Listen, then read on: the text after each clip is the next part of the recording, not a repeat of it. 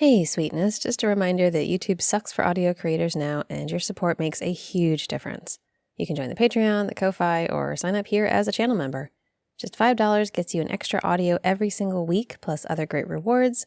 The link is below, and be sure to stick around after the audio for this week's sweetness. On with the audio. There you are. I was wondering where you'd gotten off to. Come in, we have a busy day ahead. Well, it's time to start planning the seasonal festivities for the guild. Yes, really, did you think we just ignored holidays and observances? That'd be boring, and people would be annoyed by it.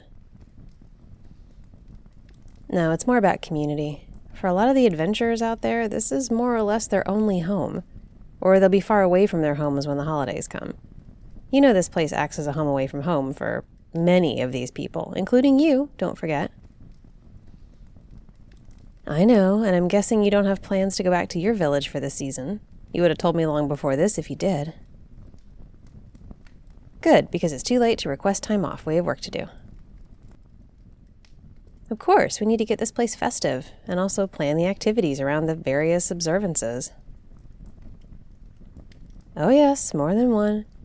I know this village largely celebrates Winter Shield, and that's the main holiday, but many of our adventurers come from places with their own rituals, their own special days. We need to respect those too, and do what we can to bring a touch of magic to this place. It's definitely a dreary time of year. You get why this is the time for the most cozy and sparkly of holidays. People need that joy, and you, as the one mostly in charge of morale around here, get to take point. Can you do that? I know you can. That wasn't a legitimate question. Now then, this is the seasonal scroll. It has all the main things in it that we need to do to get ready. Oh yes, it's longer than you think. I've been adding to it over the years. Now, your specialty is logistics, and this will push you to your limit. We have a lot to juggle, and also protocol to follow.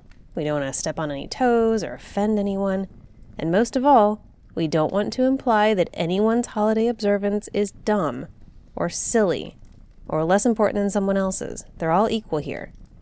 Unless they truly are dumb, in which case we ignore them. I'm mostly kidding, although we had a guy a few years ago who tried to claim that his clan's winter observance required an orgy. I mean, that in itself wasn't the issue, although usually orgies are saved for fertility rituals in the spring. No, this guy's problem was that he said only the hot people could participate, and he got to decide who the hot people were. We figured out pretty quick that he was just making stuff up. Yeah, that counts as dumb, but a good try. If he just waited till spring, he might have had us. Anyway, back to the winter festivals. So, Winter Shield, that one's really well known. I don't need to explain it. Pretty large group of adventurers will get together and drink and share stories from the past year. We step up the food and drink production for that handful of days. The cooks should already have that well in hand. And also, I get a little more relaxed on my rules about medicinal herbs during that time. Hey, it's a party. I'm not a total killjoy. So yeah, there's that. Also, you'll see a lot of vendors selling maps in town for obvious reasons. Do you usually buy a map for Winter Shield? Yeah, I do too. Gotta have that good luck, right? I like to get some with fancy calligraphy on them. Or like vintage maps from places that don't exist anymore. Those are nice. Yeah, I have quite the collection. I should have all the luck by now. Anyway, like I said, the cooks plan ahead for this, so they should have ordered everything they need already. Check with them just in case, though. See if you can help with anything. Also, there are some boxes of decoration and storage on the second floor. You should get those out later today. See if you can get some volunteers to help you deck out the Great Hall. You'd be surprised. A lot of people who'll sign up to help with nothing else will sign up to help with this. I think they like getting into the spirit. I know, it's a little adorable. Some of the fiercest and most unpleasant fighters and brutes and barbarians, all jostling for the chance to help hang pine garlands. It's like they get to tap into their inner child again. I fully approve. Of course, times like this don't just perk people up, they make us all slow down a bit, focus on what really matters, and appreciate each other. We need these festivals in our lives. Honestly, we could do with more of them. But then this place would be overrun with parties all the time, so maybe not. Hey, just wait until Hornmoot. That's something to behold, or rather, something to listen to. Anyway, we need to get back on track. Let's see. Dead Winter. Yes, we do have a few who celebrate Dead Winter, mostly from the outer ranges beyond the mountains. It's a bit less jolly of an observance, although I guess that's more to do with which deities are involved. Some are pretty fun. Some want their followers to have a festival of ice dancing on midwinter night, which is nice, we like that. We won't be creating an ice rink here or anything like that, but there's the pond at the edge of town that freezes over. We can direct people there. Other gods want the usual eating, drinking, celebrating, which includes inviting any friendly creatures to join. Yeah, we can set up a tent outside for friendly creature activities. I don't think we should just throw open the doors of the guild to just everyone, do you? Good, exactly. A tent could be nice. You can sort that out. But not all the deities are so friendly for Dead Winter. One of them, the worshippers do something called the Rite of Pain and Purity. I don't recommend it. They dance on broken glass and knives and anything sharp. I have concerns about a god who would want anyone to do that, but whatever. It's not for me to tell them not to. But we won't be hosting any rites of pain and purity inside the hall, just in case someone asks. No, if it comes up the courtyard, let them dance there. I think that'll suffice. Hey, accommodation is all about compromise. We can't let anyone walk all over us to get their way on a holiday or festival, especially if their feet are all bloody from dancing on glass.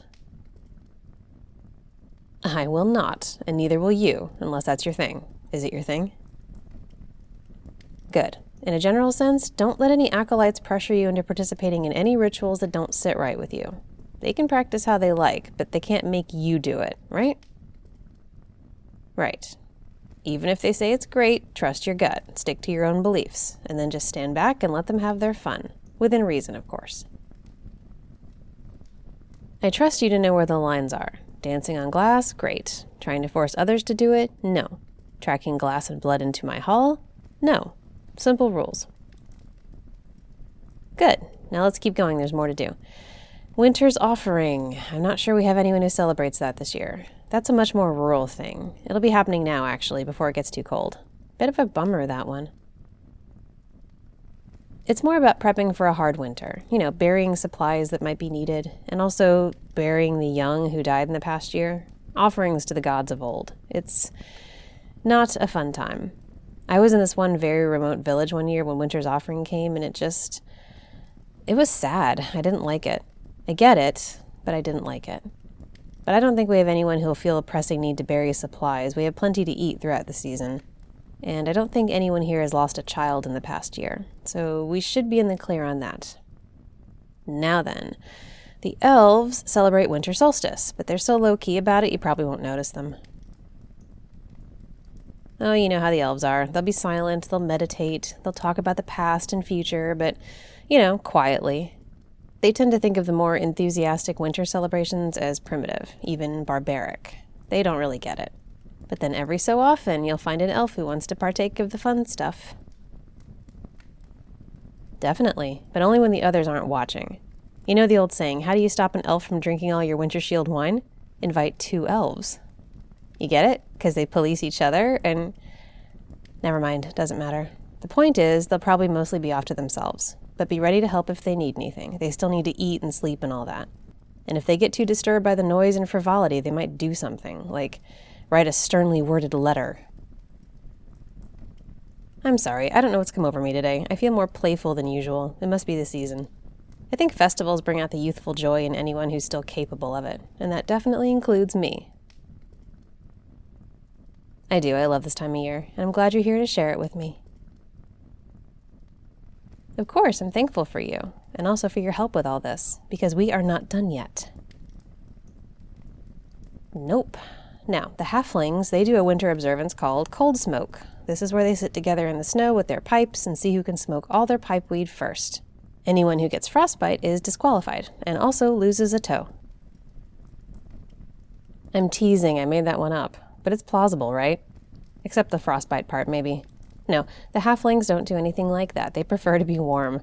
They usually just partake in the same general festivities as everyone else. Honestly, it's just a good time. Get everyone together, get some drinks flowing and some good food, sing songs and dance around, not on glass, and just enjoy the company of kith and kin. Be happy to be alive and celebrate the year that was. Make plans for the year to come. It's all very worth it, and I'm happy to make it possible for our guild members. They deserve it. They work hard, and they're good people. Otherwise, they wouldn't be here. I owe a lot of that to you. You do a great job keeping everyone in line and making sure the rules are followed. I'm really happy with your progress this year. Very much. In fact, here, I have something for you. Nothing huge. It's just, where I'm from, we exchange gifts this time of year. Sort of a way to show appreciation for the people we care about. And I care about you, so I got you a gift. And before you say anything, no, you don't need to get me anything, and yes, you do have to accept this. I won't take no for an answer. So here. Go on, unwrap it. I won't make you wait until a particular day. That's cruel.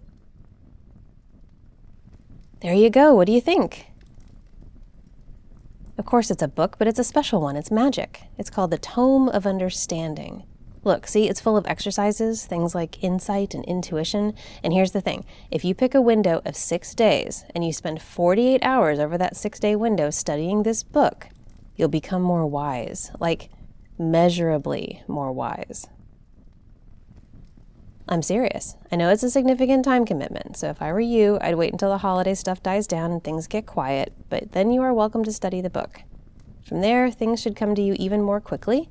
Your perception of things will get better. Even your self-discipline will improve. Not that any of those things is a problem for you now, but a little boost never hurts, especially when you're in line for a leadership role. Oh, the effect lasts forever. Now, once you use the book, it'll lose its power, but don't get rid of it, because in 100 years, it'll recharge and can be used again. I don't know, maybe give it to your grandchild or something. Anyway, happy whatever holiday you celebrate. I hope you like it. You're very welcome. I thought about getting you a different book. They had one for charisma and one for intelligence, but you're already gifted in those areas. Any more of those and you'd be unstoppable, especially if you had even a passing thought of being less than good. I know, can you imagine? Although we've all had our brushes with the dark side. Anyway, I'm glad you like it. Now I think we need to get to work, don't you? Exactly, enough fun having. We have to go make some merry for others. You start by checking with the cooks and then get those decorations out, and we will get this place holiday ready for a very festive time. This audio was brought to you by patron Big Bug and all the patrons and channel members who make it possible. If you enjoy the content that I write, record, and produce, help me do it by clicking subscribe, listening to more audios, or joining my awesome community. I like making sure the stuff I make brings happiness and good vibes, so if you like it, come join my domain, and thank you for helping me tell the stories that you like to hear.